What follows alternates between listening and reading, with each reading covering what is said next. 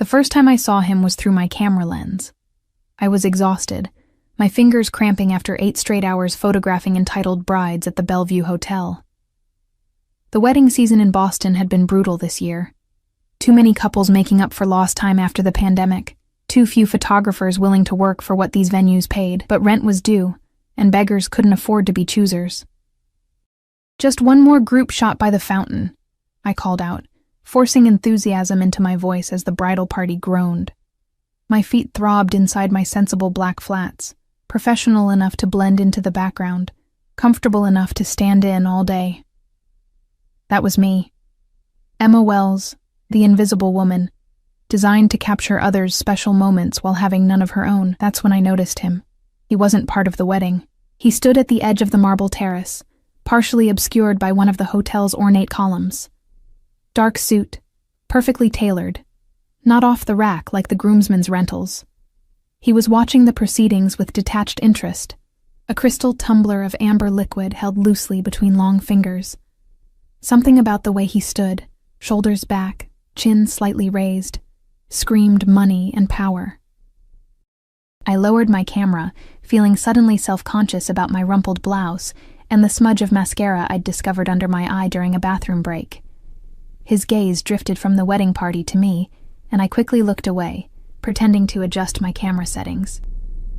"All right, everyone together now?" I called, my voice higher than usual. "Big smiles." I took the shots mechanically, hyper-aware of the man's presence. When I dared to look again, he was gone, and I felt a strange mixture of relief and disappointment. 3 hours later, I was sitting alone at the hotel bar, treating myself to one overpriced cocktail before heading home to my cramped apartment. My equipment bag rested heavily against my leg, and I scrolled through the day's shots on my camera display. Are they any good? The voice was deep and smooth, with the faintest hint of an accent I couldn't place. I looked up, and my heart stuttered. It was him, much closer now, the sharp lines of his face illuminated by the bar's moody lighting, dark hair swept back from a strong forehead, eyes the color of steel, jaw that could have been carved from marble. He smelled expensive. Not cologne exactly, but the unmistakable scent of someone who wore only the finest things. Excuse me?" I managed, hating how breathy my voice sounded. "The photographs." He nodded toward my camera. "Are they any good?" "Oh, yes, I think so." I turned the display toward him without thinking, then immediately regretted it. These were my client's private moments. He leaned closer, not touching the camera but peering at the small screen. His proximity sent a wave of heat through me.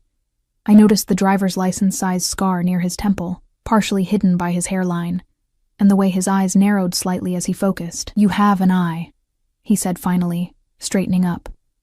"You capture vulnerability." Something in his tone made me shiver. I closed the camera display and took a sip of my drink to hide my reaction. "I'm Luca," he said, not offering a hand or a last name, just Luca, as if that was all I needed to know. "Emma," I replied. "Emma Wells." "Emma." He said my name like he was tasting it. "You're the wedding photographer?" "Among other things." I felt defensive suddenly. "I do portrait work, some commercial stuff, gallery exhibitions when I can get them." "Interesting." He signaled the bartender, who appeared instantaneously. "Another of whatever the lady is having. Anna McAllen, 25, neat." "Oh, I wasn't." "Please." It wasn't really a request. "Consider it appreciation for your art." The bartender placed our drinks before us with remarkable speed. I noticed he seemed unusually deferential toward Luca. "Are you a photographer too?" I asked, trying to steer the conversation into safer waters. He smiled, just barely, one corner of his mouth lifting. "No. I collect things of beauty, but I don't create them." "And what do you do, besides collect beautiful things?" "I solve problems." He took a sip of his whiskey. "Make things happen. Remove obstacles." "That's vague." "Is it?"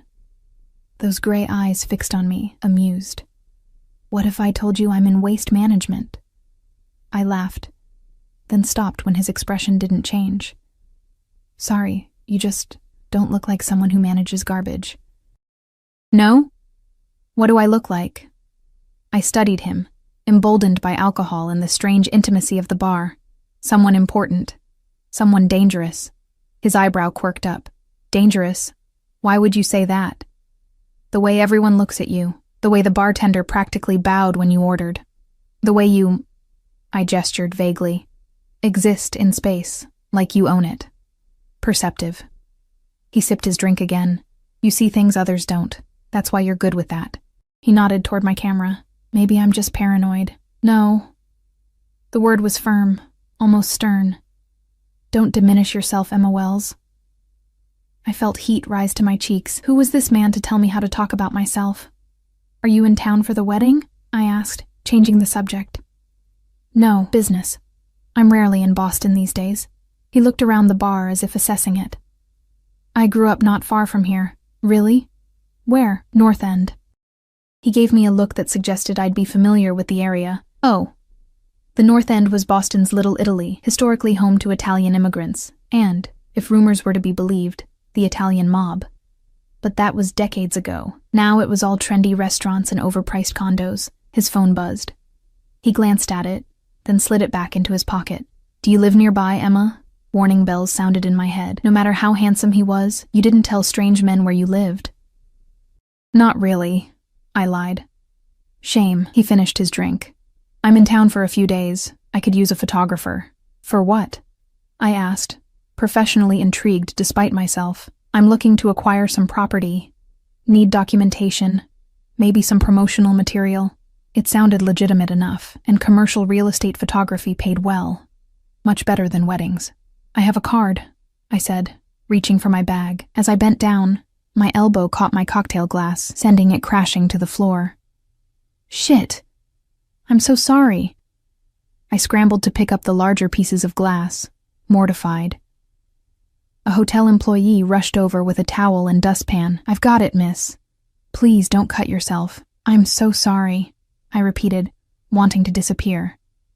I could feel Luca watching me, and when I finally dared to look up at him, his expression was unreadable. Accidents happen, he said mildly, but I sensed something else behind his words. I fished out a business card and handed it to him, noticing a small cut on my fingertip. A drop of blood smeared the corner of the card as I passed it to him. He looked at the bloodstain, then at me. Something flickering in his eyes, he pocketed the card without looking at it. I'll be in touch. With that, he stood, left more than enough cash on the bar to cover our drinks and the broken glass, and walked away. A moment later, I noticed a large man in a dark suit materialize from a corner table and follow him out. Security? Bodyguard? I gathered my things, embarrassed and intrigued in equal measure, convinced I'd never hear from the mysterious Luca again. I was wrong. The call came at 7:30 the next morning. Unknown number. Emma Wells. I answered groggily, still half asleep. Emma. Luca. From last night. His voice was as commanding over the phone as it had been in person. I'd like to hire you today. Are you available? I sat up in bed, suddenly wide awake. Today? I'll make it worth your while. $5,000 for the day. My breath caught. $5,000 was more than I made in a month of weddings and portrait sessions. What exactly would you need photographed? I asked, trying to sound professional rather than desperate. A property in Beacon Hill, interior and exterior shots. Some candids of me touring the space for promotional materials. He paused. Is that acceptable? It sounded too good to be true, which usually meant it was, but I thought of my mounting credit card debt, the rent increase my landlord had just announced, the repair bill for my aging car. Yes, that's acceptable. Good. A car will pick you up at 9. Wait, I stopped, realizing I'd never told him where I lived. Is there a problem? How do you know where I live? I asked, my voice tight. Your website lists your studio address. I assumed that's where you'd be.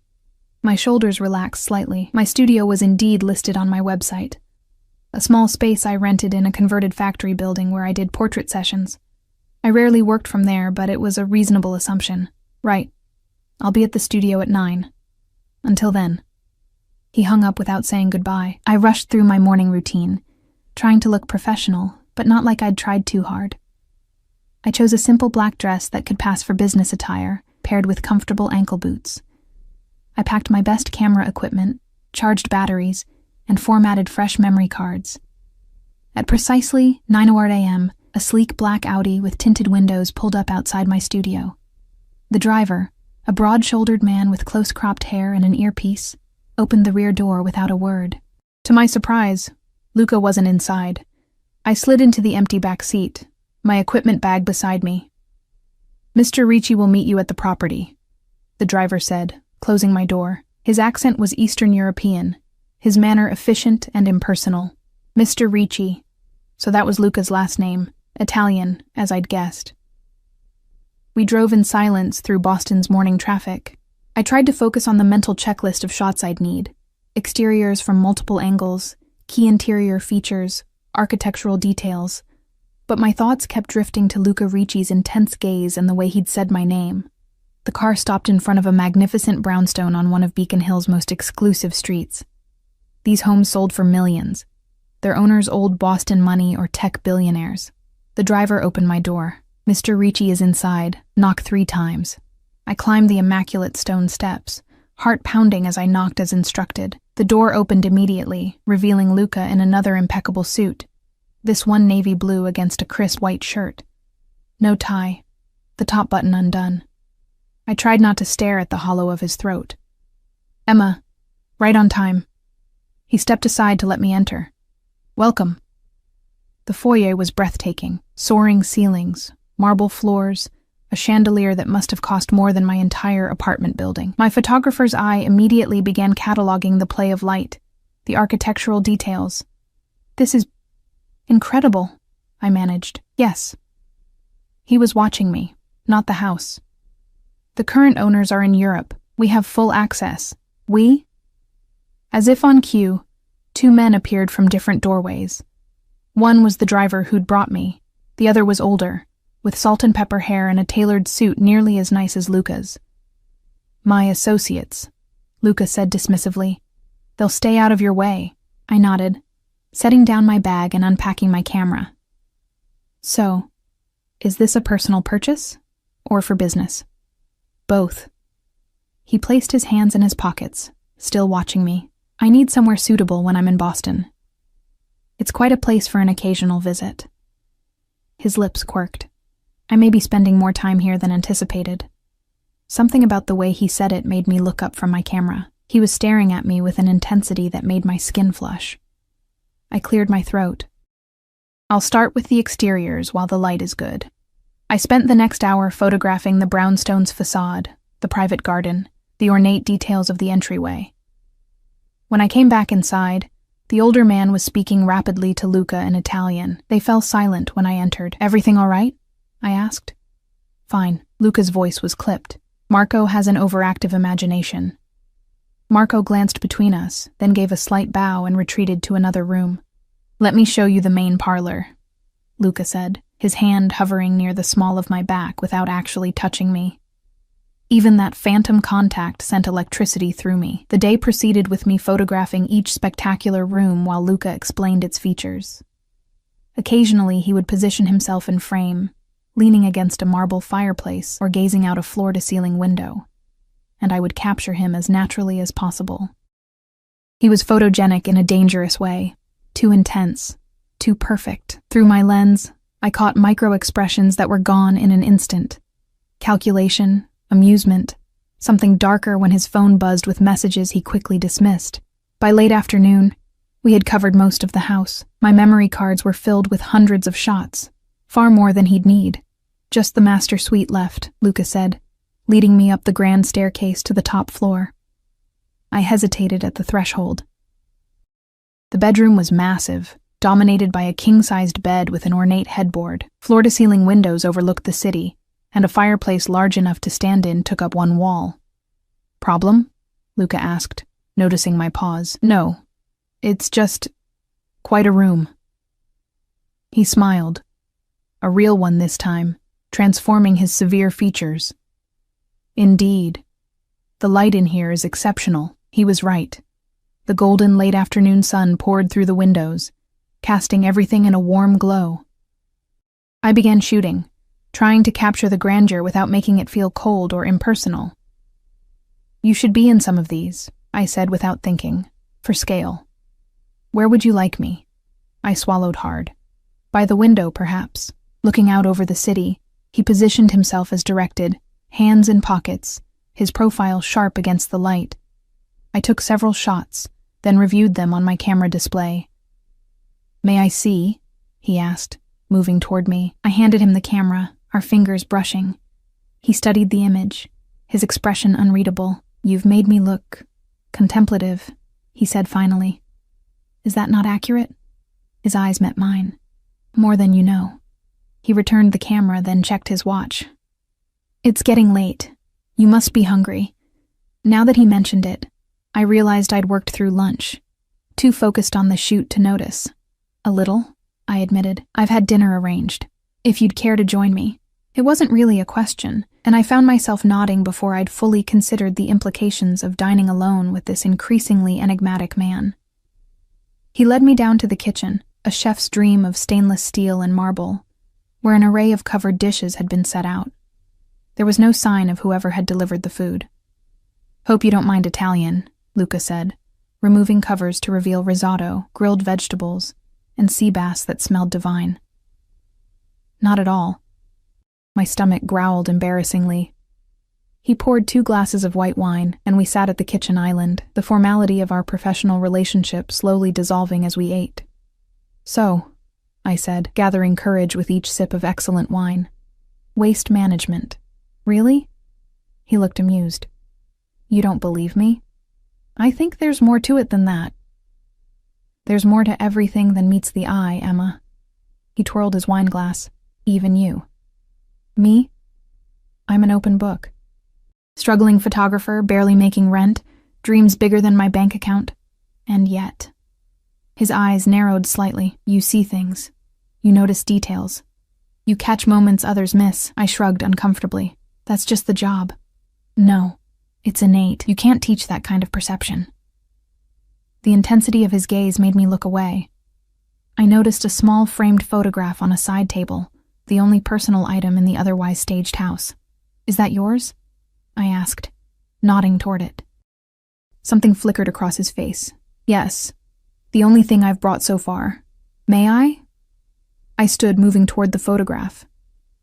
He hesitated, then nodded once.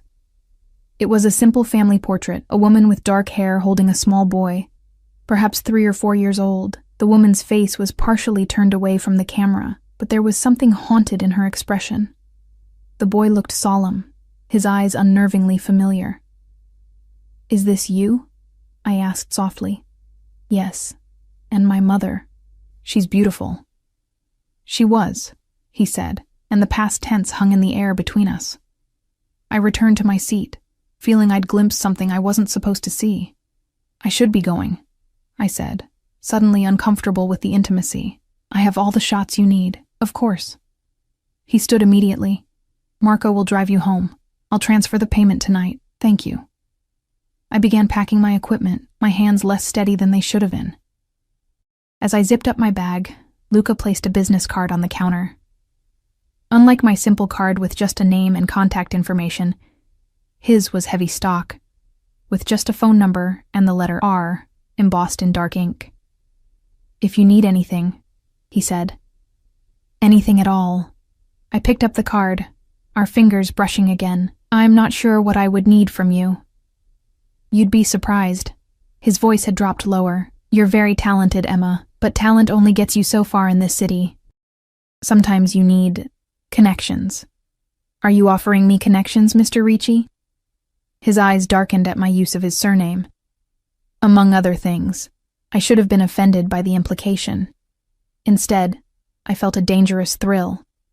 "Thank you for the opportunity," I said formally, trying to reclaim professional distance. The pleasure was mine. He reached out, tucking a strand of hair behind my ear. His fingers grazed my cheek, and I forgot to breathe. "Though I should warn you, Emma Wells." "Warn me?" His eyes held mine as he leaned closer, his voice dropping to little more than a whisper. You don't flirt with men like me." His words hung in the air between us, a warning and a promise wrapped in 5 simple words. You don't flirt with men like me. I started to protest, then stopped myself. Had I been flirting? The heat in my cheeks suggested I knew the answer. Weren't you? His eyes never left mine, searching for something I wasn't sure I wanted him to find. I squared my shoulders. I was being friendly, professional, that's all. Of course. He stepped back, breaking the spell. "Marco will see you home." Marco materialized as if summoned by his name alone. He gestured toward the door, his expression neutral but somehow intimidating. "Good night, Emma." Luca's voice followed me as I walked away. "I'll be in touch about the photographs." The drive back to my apartment was silent. Marco never spoke, never met my eyes in the rearview mirror. I clutched my equipment bag like a shield, wondering what I'd gotten myself into. When we pulled up to my building, my actual apartment building, not my studio, I felt a chill. "How did you know where I live?" I asked, my voice tight. Marco turned, his first acknowledgement of my existence beyond opening doors. Mr. Ricci knows what he needs to know. I climbed out quickly, not waiting for him to open my door. As I fumbled with my keys at the building entrance, I glanced back. The Audi remained at the curb, Marco watching to ensure I got inside safely, or perhaps to confirm my address for future reference. Inside my apartment, I locked the deadbolt and chain, then stood in the darkness, my heart pounding. My phone buzzed with a notification. A banking alert. $5,000 had been deposited into my account. The transaction description simply read, "R Enterprises." I slumped onto my couch, my mind racing. Who exactly was Luca Ricci? What did he really do? And why did I feel both terrified and thrilled by whatever was happening between us?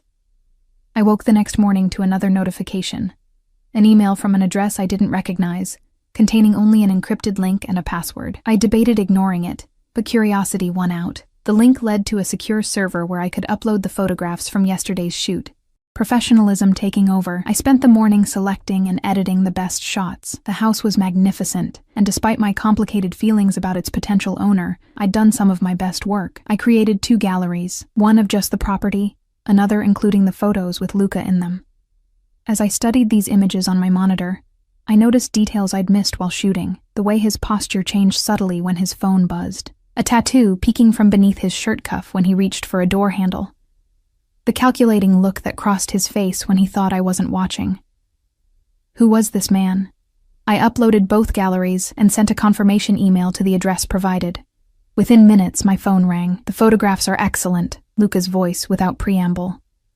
"Particularly the ones with me in them." "Thank you," I said, professional pride momentarily outweighing my unease. "I wasn't sure what you'd need them for. I have my uses." A pause. "Are you free tonight?" My pulse quickened. "For what, exactly?" "Dinner. A proper restaurant, not takeout in an empty house." I should have said no. Every instinct told me to stay away from Luca Ricci and whatever world he inhabited.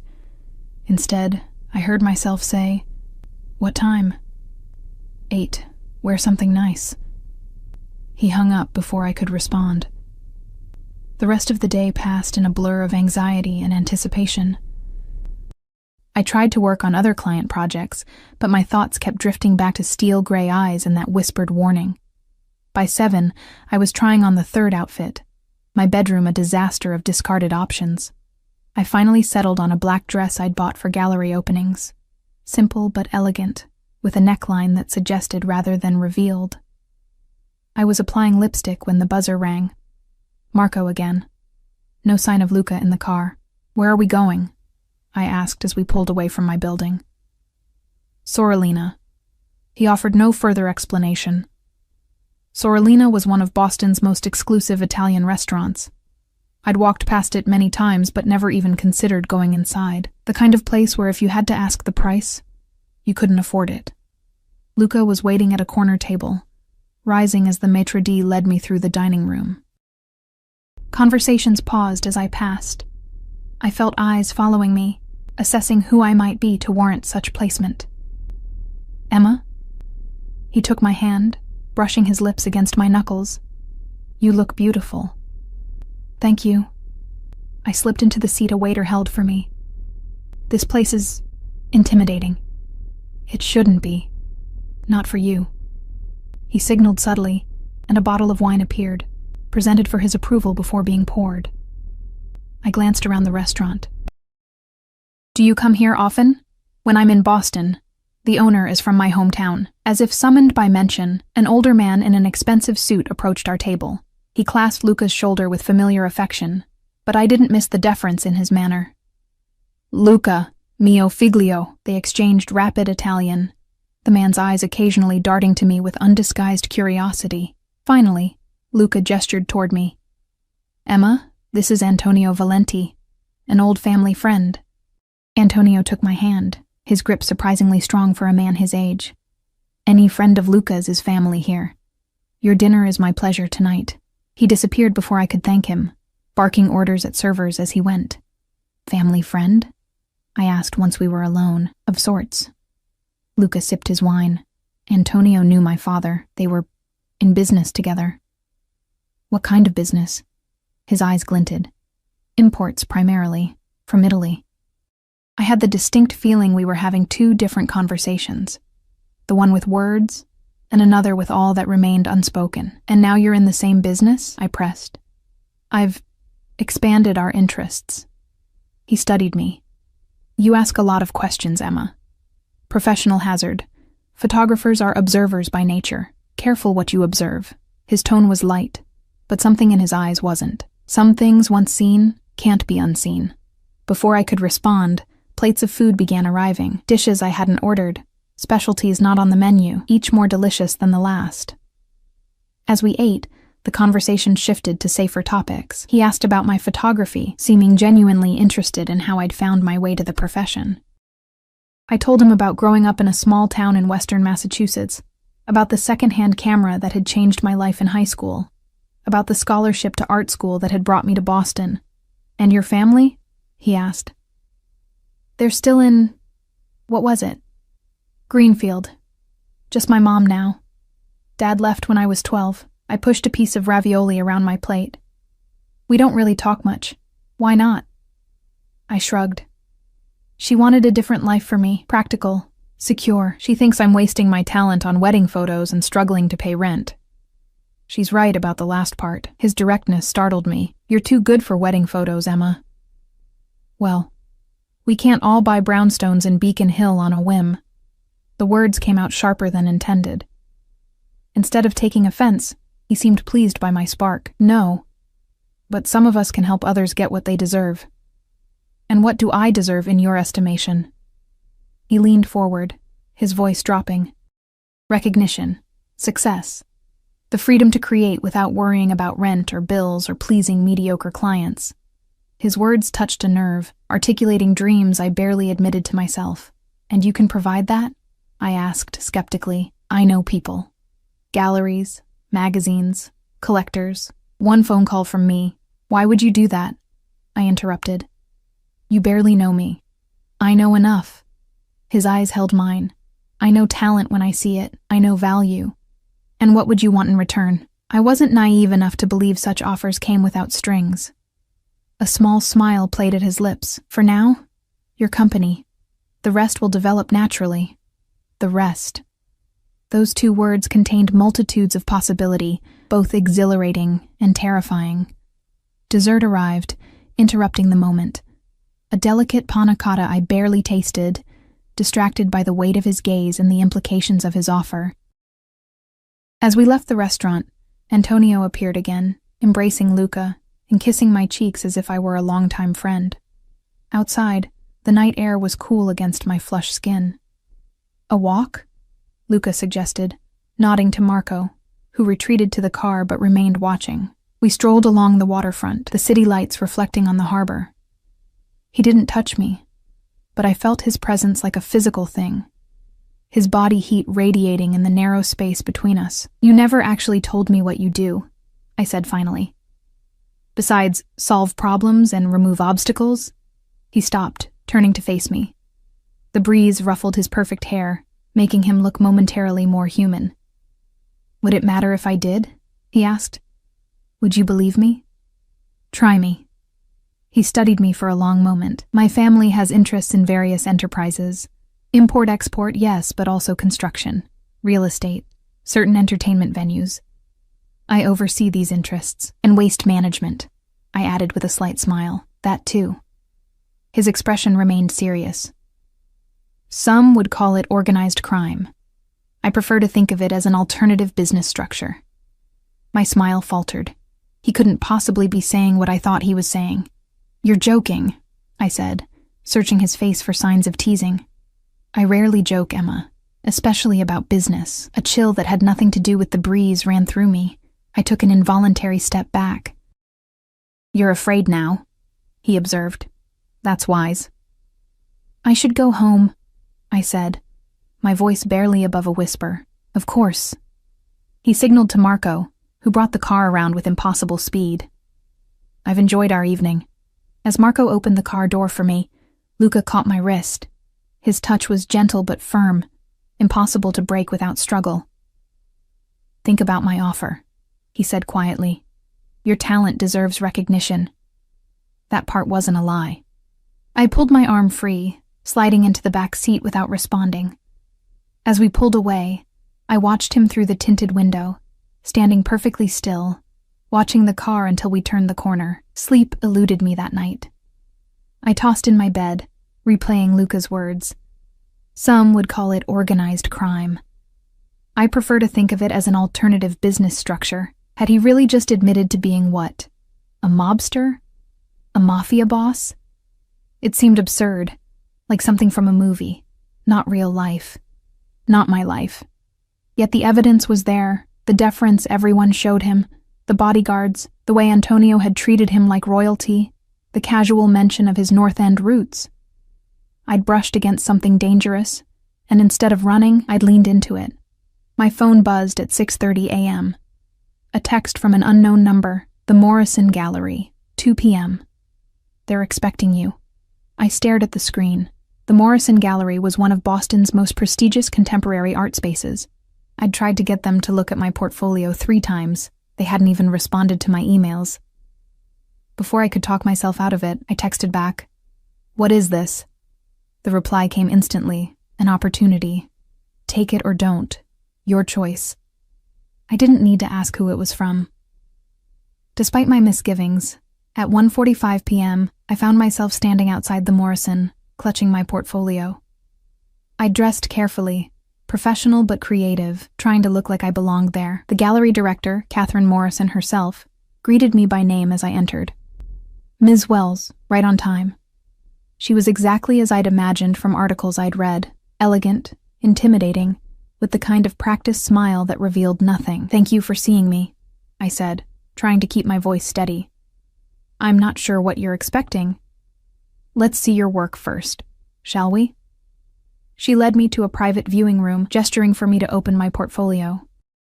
For the next hour, Catherine examined my photographs with an expert's eye, asking incisive questions about my process, my influences, my vision. It was the most serious artistic consideration my work had ever received.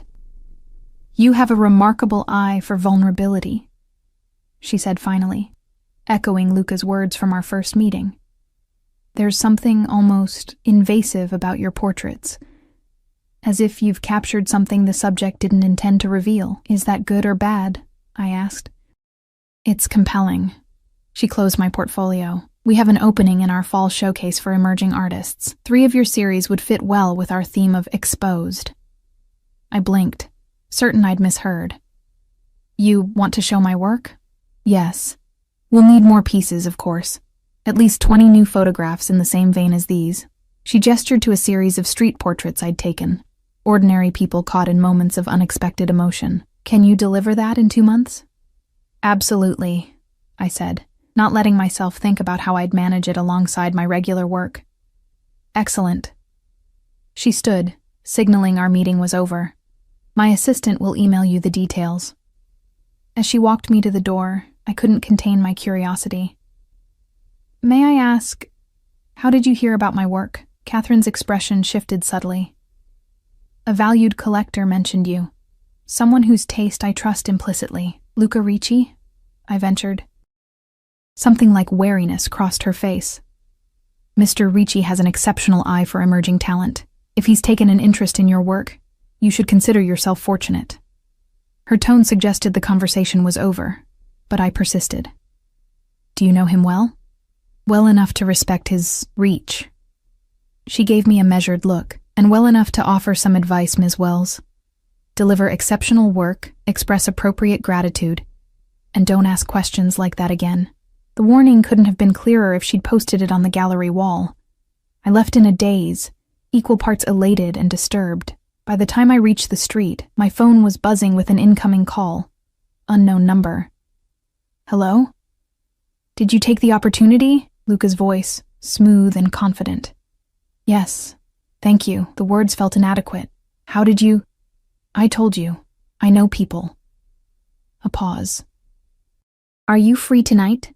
My instincts screamed caution, but something stronger, ambition, curiosity, attraction, drowned them out. Yes. Good. There's an opening at the atelier. Contemporary photography. Research for your upcoming show. The way he said it, your upcoming show, sent a thrill through me despite my reservations. I'll send a car at 8. He hung up before I could respond. It was becoming a pattern. This time when Marco arrived, Luca was in the back seat. He wore a charcoal suit that made his eyes look like quicksilver, dangerous and fluid. When I slid in beside him, he took my hand and brushed his lips across my knuckles, his eyes never leaving mine. You look lovely, he said. Success agrees with you. I pulled my hand away, determined to maintain some boundary. I haven't succeeded at anything yet, but you will. His certainty was unnerving. Catherine doesn't waste time on mediocrity. Did you threaten her? The question escaped before I could stop it. Instead of anger, his expression showed amusement. Is that what you think of me? I don't know what to think of you. Good. He settled back, studying me. Certainty is boring. Danger is much more stimulating. The gallery was crowded, filled with Boston's art elite and social climbers pretending to understand the stark black and white photographs that lined the walls. The moment we entered, I felt the shift. Conversations pausing, heads turning, eyes following us. No, not us, him. Luca moved through the space with casual confidence, his hand occasionally brushing the small of my back as he guided me from one photograph to the next. He introduced me to people whose names I recognized from magazine mastheads and museum donor lists. He spoke of my work with such conviction that these influencers looked at me with new interest, as if seeing past my unremarkable exterior to some hidden brilliance. What do you think of the exhibition? He asked, as we stood before a particularly striking image of an abandoned factory. It's technically impressive, I said, studying the perfect contrast, the composition. But there's something missing. What? Soul. I turned to him. It's beautiful, but sterile. Like looking at something perfect but dead. His lips quirked in that almost smile. You prefer imperfection? I prefer authenticity. Flaws make things interesting. Is that why you're here with me? His voice dropped lower. You find my flaws interesting? I met his gaze directly. Are they flaws if you don't see them that way? You don't seem ashamed of what you are. And what am I, Emma? The question hung between us, charged with danger. Before I could answer, a man approached. Tall, expensively dressed, with the confident swagger of someone used to being noticed. Ricci. The man nodded, barely acknowledging me. Unexpected to see you at such a cultural event. Harrington. Luca's posture had changed, almost imperceptibly tensing. Art appreciates in value. Unlike some investments, the subtle barb didn't go unnoticed. Harrington's jaw tightened. Speaking of investments, your offer for the Wharf Street project was rejected. Was it? Luca's voice was mild, but something cold had entered his eyes. Perhaps the board didn't have all the relevant information. The board knows exactly what they're dealing with. Harrington's gaze flicked to me. New toy? I felt rather than saw the change in Luca, a stillness that was somehow more threatening than any movement could have been. Michael. Luca's use of the man's first name sounded like a warning. You should apologize to Ms. Wells. She's an artist. The Morrison is featuring her work this fall. Harrington's expression shifted to reassessment. No offense intended, Ms. Wells. I'm sure your work is charming. The condescension in his tone made my skin crawl, but I forced a smile. None taken. I understand how men like you view women like me. His eyebrows rose at my response. Luca's hand found the small of my back again, his thumb tracing a small circle that felt like approval. If you'll excuse us, Luca said, steering me away. We have more interesting conversations awaiting. As we moved through the crowd, I felt Harrington's eyes boring into my back. Who is that? I asked when we were out of earshot. A complication. Luca's expression had returned to its usual inscrutability, one I'll need to address. What did he mean about the Wharf Street project? A real estate development I'm interested in? Harrington's firm is fighting my bid. He glanced down at me. It's just business. But something in his tone made me think it was more than that. We left the gallery an hour later. Instead of heading back to my apartment, the car took us to the waterfront, stopping at a private dock where a sleek yacht waited, illuminated against the night sky. What is this? I asked as Luca helped me from the car. My temporary home. The brownstone is still being prepared. He offered his arm. I thought we could continue our evening somewhere more private. Every warning bell in my head was ringing, yet I found myself taking his arm, letting him lead me onto the yacht. It was magnificent, all gleaming wood and polished brass, the interior a study in understated luxury. Drink? He moved to a bar area, selecting a bottle without waiting for my response. Luca. I remained standing, arms crossed protectively across my chest. What am I doing here? He paused, crystal tumbler in hand. You tell me. I don't know, and that terrifies me. The admission felt like stepping off a cliff. You're dangerous. What you do is dangerous. I should stay as far away from you as possible, yes. He handed me the drink, his fingers brushing mine. You should. Then why am I here? Because danger isn't always something to be avoided. He moved closer, not touching me, but close enough that I could feel his warmth. Sometimes it's exactly what we need to feel alive. His words resonated with something buried inside me, the part that had always played it safe. Taken the practical path, stayed invisible, the part that was tired of watching other people's special moments, instead of having my own. What do you want from me? I whispered. His hand came up to cup my cheek, his touch surprisingly gentle. Everything you're willing to give. He leaned down, his lips brushing mine. Not quite a kiss, just the suggestion of one, giving me every opportunity to pull away. I didn't. Instead, I closed the distance between us, my free hand finding his chest, feeling his heart beating beneath expensive fabric. The kiss deepened, his arm wrapping around my waist, drawing me against him. Warning bells still rang in my mind, but they were growing fainter, drowned out by the roaring of my pulse and the intoxicating feeling of being wanted, truly wanted, by someone who could have anyone.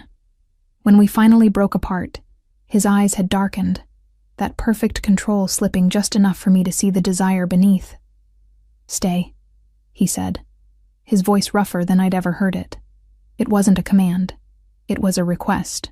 And despite everything I knew, or suspected, about Luca Ricci, I knew what my answer would be. Yes, I whispered, the single syllable changing everything between us.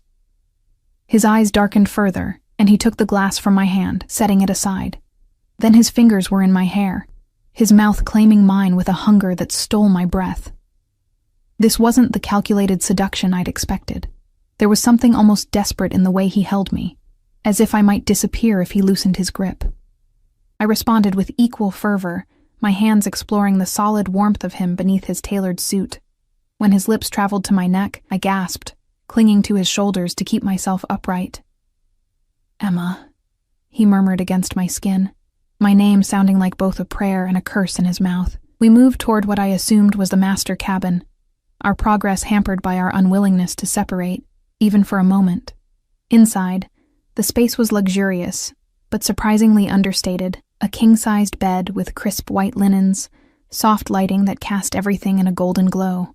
Luca paused, his hands on the zipper of my dress. "Are you certain?" The fact that he asked, this man who took what he wanted, who commanded rather than questioned, made my decision even easier. "Yes," I said again, more firmly this time. What followed was a revelation. Behind Luca's controlled exterior burned a passion that consumed us both. His hands and mouth explored my body with reverent attention, discovering places I hadn't known could bring such pleasure. I lost myself in him, in us, forgetting all the reasons this was dangerous, forgetting everything but the way he made me feel, seen, desired, alive. Afterward, I lay in his arms, my head on his chest, listening to his heartbeat gradually slow. His fingers traced lazy patterns on my bare shoulder, and I felt more content than I could remember being in years. "What are you thinking?" he asked, his voice a low rumble beneath my ear. "That this complicates things," he chuckled. "Life is complicated, Emma. Might as well enjoy the parts that make it worthwhile." I propped myself up on one elbow, studying his face in the dim light. Without his usual mask of control, he looked younger, almost vulnerable, though I suspected that was an illusion. "Tell me something true," I said suddenly. "Something real about you." He was quiet for so long I thought he might not answer. Then, "My father was murdered when I was 12. I watched it happen." The blunt admission shocked me into silence. "It was a power struggle," he continued, his eyes fixed on some point beyond me. "A rival family. They came to our home. My mother hid me in a closet, but there was a slat in the door." His jaw tightened. "I saw everything. Luca." I touched his face, feeling the tension there. "I'm so sorry. It taught me what matters. Power, loyalty, family." His eyes found mine. "Never being vulnerable. Is that why you do what you do?" "I do what I do because it's what I was born to. My father's son. His legacy." Something hardened in his expression, "But I do it better. Smarter. No one will ever make me watch my family die again." The rawness in his voice made my chest ache.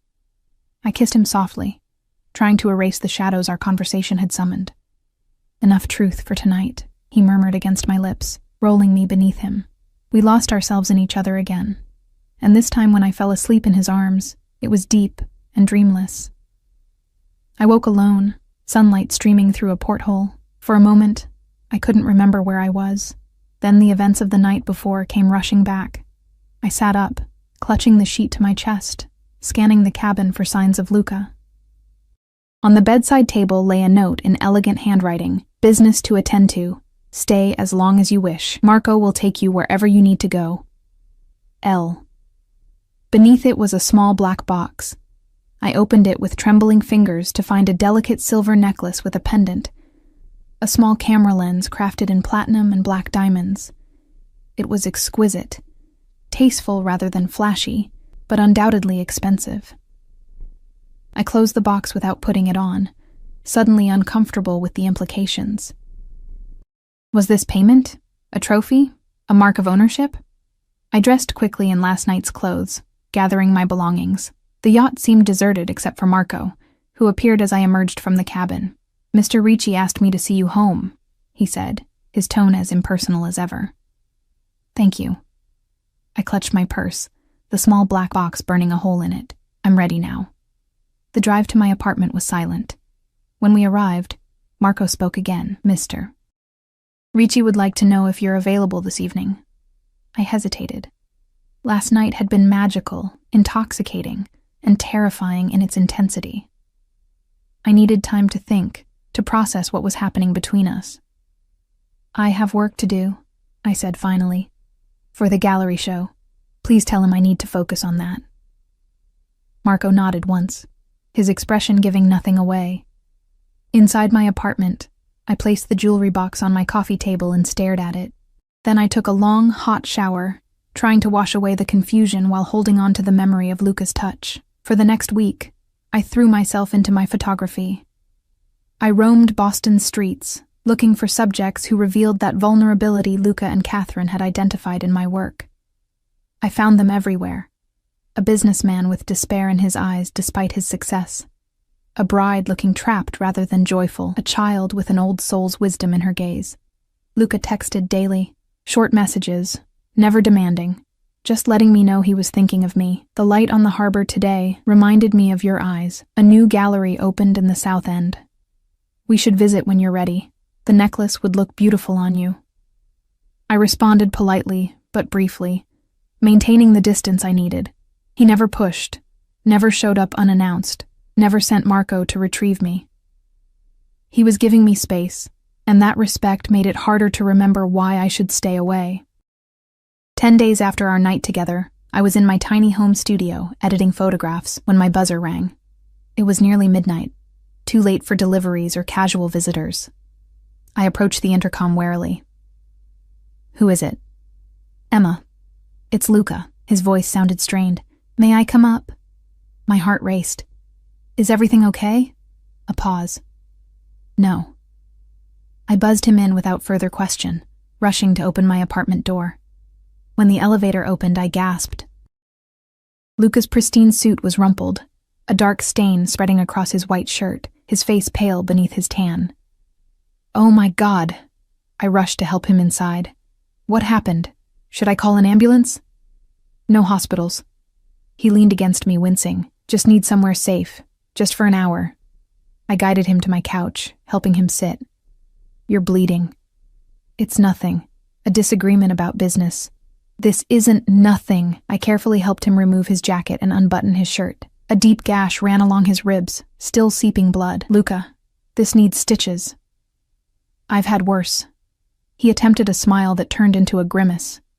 Do you have a first aid kit? I nodded, retrieving it from my bathroom. As I cleaned his wound with shaking hands, questions burned in my throat. Why come to me? Where were his men? What kind of disagreement ended with knives? I'm sorry to involve you, he said, watching my face. There was no one else nearby that I could trust. The word trust hung in the air between us. He trusted me. This man who trusted no one. What happened? I asked, applying antiseptic that made him hiss. Harrington's associates expressed their displeasure about some information that came to light. His voice was tight with pain. They were persuasive in their arguments. The man from the gallery? He did this to you? Not personally. He wouldn't dirty his hands. Luca's eyes hardened, but he'll answer for it. A chill ran through me at his tone. What does that mean? Nothing you need to concern yourself with. I finished bandaging his side, then sat back on my heels. If you're involving me by coming here, bleeding all over my couch, then I think I have a right to some answers. He studied me for a long moment, then nodded once. The Wharf Street project Harrington mentioned? It's a waterfront development. On paper, luxury condos and retail. In reality, a perfect front for moving certain goods through the port without scrutiny. Drugs? My voice was barely a whisper, among other things. He shifted, wincing. Harrington's group wants it for the same reason. I've been blocking them and they've been losing patience. So they tried to kill you? A warning, not an assassination attempt. His mouth curved in a grim smile. If they wanted me dead, we wouldn't be having this conversation. I stood abruptly, pacing my small living room. This is insane. You're talking about criminal conspiracies and stab wounds like they're normal business challenges. In my world, they are. Well, it's not my world. The words burst out louder than I intended. I'm a photographer, Luca. I take pictures of weddings and street scenes. I don't hide wounded mobsters from their enemies. And yet, he gestured to the bloodied gauze, the first aid kit. Here we are. I stopped pacing, the full reality of the situation crashing over me. By helping him, by letting him into my home, I'd crossed a line. I was involved now, whether I wanted to be or not. Why me? I asked, my voice small. You must have safe houses, loyal soldiers, actual criminals who could help you. His eyes softened. Because with you, I'm just Luca. Not a Ricci, not a boss, not a legacy, just a man. The simplicity of his answer undid me. I sat beside him on the couch, careful not to jostle his injury. I'm afraid, I admitted, of what this means, of what you do, of how I feel about you despite it all. He took my hand, his thumb tracing circles on my palm. Fear keeps us alive, Emma, but it shouldn't keep us from living. We sat in silence, his words settling between us like stones in still water. Finally, he checked his watch. I should go. I've compromised you enough for one night. You can't leave like this. You're hurt. Marco is waiting 2 blocks away. I'll be fine. As he stood, grimacing with the effort, I made a decision I knew might change everything. The necklace, I said. I'll wear it. His eyes found mine, understanding the significance of my words. You're sure? I nodded. I'm not saying I'm part of your world. I'm saying I want to see where this goes, with eyes open. He cupped my face with one hand. Eyes open, he agreed, kissing me softly. After he left, I took the black box from where it had sat untouched for days. I opened it, removing the necklace, and fastened it around my throat. The pendant rested just above my heart, cool against my skin. In the mirror, I looked the same, but something fundamental had shifted. I was now a woman who had chosen to walk into danger with open eyes, a woman wearing a gift from a man whose business was conducted in shadows and blood. I wondered if my camera would capture that change, the vulnerability now mixed with something darker, more complex. I wondered if Catherine would see it in my new photographs, if gallery goers would sense it without knowing its source. I wondered if I was making the biggest mistake of my life, or finally starting to live it. The weeks that followed existed in a strange duality. By day, I was Emma Wells, photographer, preparing for my first major gallery showing. I visited the Morrison Gallery, discussed framing options with Catherine, selected final pieces from hundreds of new photographs. By night, I was someone else entirely, the woman on Luca Ricci's arm at exclusive restaurants and private clubs, wearing dresses I could never have afforded before, the delicate camera pendant always at my throat. I learned to recognize the subtle indicators of his world, the respectful nods from certain men, the way conversations hushed when we entered a room, how doors opened and reservations materialized without question. Luca never discussed business with me, maintaining a careful separation between his professional life and our relationship. But occasionally, I glimpsed beneath the surface, a tense phone call in Italian, a meeting with hard-faced men that ended when I approached, the gun I accidentally discovered in his bedside drawer one morning. I told myself I could live with the not knowing, that the man who held me at night, who looked at my photographs with genuine appreciation, who listened to my stories with undivided attention, that man was separate from whatever happened in those shadows. It was a beautiful lie, but still a lie. The truth found me exactly 1 month after Luca appeared at my door bleeding. I was in my studio, mounting photographs for the exhibition, when my phone rang. An unknown number. Hello? Is this Emma Wells? A woman's voice, unfamiliar, with the crisp tone of authority. Yes, who's calling? Detective Lisa Morales, Boston PD. I'd like to ask you some questions about Luca Ricci. My blood turned to ice. What about him? I think this conversation would be better in person, Ms. Wells. I can come to you, or you can come to the station. Your choice. Neither option seemed good. What is this regarding exactly? A pause. Mr. Ricci is a person of interest in an ongoing investigation. We believe you may have information relevant to our case. My mind raced. What did they know? What did they think I knew? I can come to you, I said finally. My studio felt suddenly vulnerable, filled with pieces of my life I didn't want examined by police eyes. Detective Morales gave me an address. Not the police station, but a coffee shop near the waterfront. 3 o'clock, she said. Come alone. I hung up and immediately called Luca. No answer. I texted, police detective wants to meet. Asking about you. What should I do? No response. This wasn't like him. He always answered my calls or texts, even when he was busy. At 2:55, I entered the coffee shop, scanning for someone who looked like a detective. A woman in a charcoal pantsuit raised her hand from a corner table. She was perhaps 40, with short dark hair and watchful eyes that seemed to catalog every detail about me as I approached. Ms. Wells, thank you for coming. She didn't offer to shake hands. Coffee? No, thank you. I sat across from her, my bag clutched in my lap. What's this about? She studied me, her expression neutral. How long have you been involved with Luca Ricci? Define involved. A slight smile. Sleeping with him, accepting his gifts, appearing at his side at social functions. I bristled at her tone. My personal relationships aren't police business. They are when your boyfriend is under investigation for racketeering, money laundering, and most recently, attempted murder. The floor seemed to tilt beneath me. Murder? That's absurd. Is it? She slid a tablet across the table. This was taken 3 nights ago. I looked at the screen. Security camera footage showed a parking garage. Timestamp 2:17 a.m. A figure in a dark coat approached a parked car.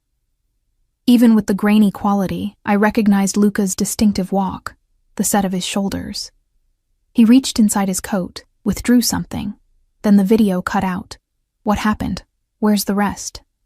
The camera was disabled, professionally. Detective Morales took back the tablet. 30 seconds later, Michael Harrington was found in that car with 2 bullets in his chest. He's in critical condition. Harrington, the man from the gallery, the one whose associates had stabbed Luca. This doesn't prove anything, I said, but my voice lacked conviction. Maybe not to a jury. Not yet. She leaned forward. But you and I both know what we saw, and I think you know exactly who and what Luca Ricci is. I remained silent, my thoughts tumbling over each other. I'm not here to arrest you, Ms. Wells. I'm here to warn you. Her voice softened slightly. Women in your position, romantically involved with men like Ricci, they end up in one of 2 places, prison or the morgue. You don't know anything about my relationship. I know he's using you. She held up a hand as I started to protest. Maybe he cares for you too. I'll grant that possibility. But you're also useful to him. A beautiful, talented woman with a legitimate career. No criminal record. No family connections to organized crime. You provide perfect cover, a step into legitimate society. Her words cut, because they echoed doubts I'd been suppressing for weeks. Why had Luca pursued me so intently? What had he really seen when he looked at me through my camera lens that first day? What do you want from me? I asked. Information. Testimony eventually. Help us build a case against him. You're asking me to betray him. I'm offering you a way out before you're in too deep. She slid a business card across the table. Think about it. And in the meantime, be careful what you say to him. Men like Ricci don't tolerate betrayal, even from women they claim to love. I took the card automatically, slipping it into my pocket. Are we done? For now. She stood. One more thing, Ms. Wells. Your gallery opening at the Morrison next week. Quite a coup for an unknown photographer. Did you ever wonder how that happened so quickly? She walked away before I could respond, leaving me with a question that poisoned everything I'd achieved in the past month. I wandered the waterfront afterward, trying to process what I'd learned, what I'd always known, but refused to acknowledge. The sky darkened, matching my thoughts, and a light rain began to fall. Still no response from Luca. Finally, I made a decision. I hailed a taxi and gave the driver the address of Luca's brownstone. A place I'd visited many times now, but never alone. Always with him or Marco escorting me. The house was dark when I arrived. I rang the bell anyway. Then again when there was no answer. I was turning to leave when the door opened. It wasn't Luca or Marco, but the older man I'd met that first day. The one Luca had called Marco's overactive imagination. Ms. Wells. He seemed unsurprised to see me. Mr. Ricci isn't here. Where is he? The man hesitated. Attending to business. He left instructions not to be disturbed. It's important, I insisted. The police came to see me today. About him. Something shifted in the man's expression. Come inside. He led me to Luca's study, a room of dark wood and leather, walls lined with books I suspected had been selected for appearance rather than content. A large desk dominated the space, its surface bare except for a laptop and a single framed photograph, the one of Luca and his mother, the only personal item he seemed to value. Wait here, the man said. I'll try to reach him. I nodded, and he left, closing the door behind him. I moved to the window, watching rain streak the glass, distorting the view of Beacon Hill's elegant streets. A sound from the desk caught my attention. A phone vibrating. Not Luca's personal phone, which I recognized, but another one, sleeker, unmarked. The screen showed a text in Italian. I shouldn't look. I knew I shouldn't. But Detective Morales' words echoed in my mind. I crossed to the desk, picked up the phone. The message was still visible on the lock screen. Harrington Morto. Problema risolto. My rudimentary Italian was enough. Harrington dead. Problem solved. The phone slipped from my fingers, clattering to the desk. I backed away, bumping into a bookshelf, sending a leather-bound volume tumbling to the floor. It fell open, revealing it wasn't a book at all, but a hollowed-out hiding place containing a passport. Not in Luca's name, but with his photograph. The door opened. I spun around, expecting the older man, but it was Luca himself, impeccably dressed, not a hair out of place, looking as though he'd just come from a business meeting rather than, what? A hospital? A morgue? Emma. His voice betrayed nothing. This is unexpected. I could only stare at him, seeing him clearly for the first time. Not the charming man who'd seduced me, but the one from the security footage. The one who solved problems permanently. You killed him, I whispered. He closed the door quietly. Who told you that? No one had to tell me. I gestured to the phone on the desk. It's right there. Harrington Morto. Something flickered in his eyes, surprise perhaps that I understood Italian, or that I'd looked at his messages. Either way, a boundary had been crossed. You shouldn't be here, he said, his voice gentle despite everything. Not tonight. The police came to see me. The words tumbled out. They know it was you. They have footage. Is that why you came? To warn me? He moved closer, studying my face. Or to confirm your suspicions? I don't know. It was the most honest thing I could say. Maybe both. And now that you have your confirmation, his voice remained soft, reasonable. What will you do with it? I backed away until I hit the desk. Luca, I can't be part of this. Whatever this is. You already are. He stopped, maintaining a careful distance between us. The moment you accepted my help with the gallery, the moment you took that necklace, the moment you let me into your bed, into your life, I reached up, touching the pendant at my throat. Was any of it real? Or was I just convenient? Cover, like Detective Morales said.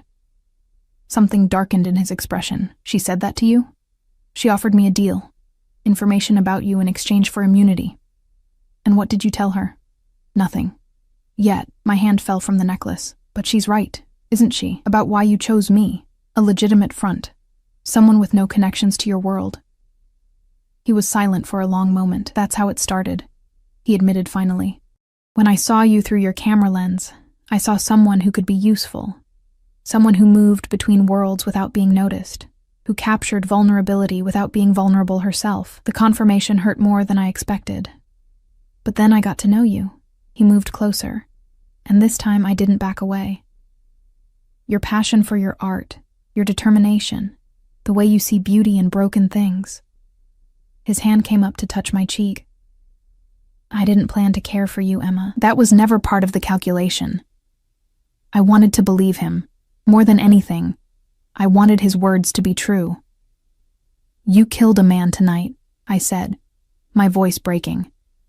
How am I supposed to reconcile that with the person I thought I knew? You don't. His thumb traced my lower lip. You accept all of me, or none of me. There is no middle ground in my world. I can't. Tears spilled down my cheeks. I'm sorry, but I can't. Something like grief passed across his face, quickly masked. He stepped back, creating distance between us. Then we've reached an impasse. His voice had cooled, reverting to the controlled tone I'd first heard at the hotel bar. What happens next is your choice, Emma. But before you make it, remember, you're wearing my mark. He nodded toward the necklace. In my world, that means protection. Without it. The threat wasn't spoken, but it hung in the air between us. If I turned on him, cooperated with the police, I'd lose his protection. In a city where he controlled so much, where his influence reached so far, what would that mean? I would never hurt you. He seemed to read my thoughts, but I have enemies. Harrington had friends. I touched the necklace again, feeling its weight anew. A gift, a chain, a shield, all at once. I need time, I said finally. Space to think. He nodded once. The gallery opening is in 5 days. I'll stay away until then. Give you the space you need." He moved to the desk, picking up the fallen passport and replacing it in its hiding place. "Whatever you decide, I'll honor it." "Even if I go to the police?" His eyes met mine, and for the first time, I saw genuine pain there, even then. "But I hope you won't." I left without another word, the rain soaking me as I walked away from his house, away from the man I'd fallen for despite knowing better.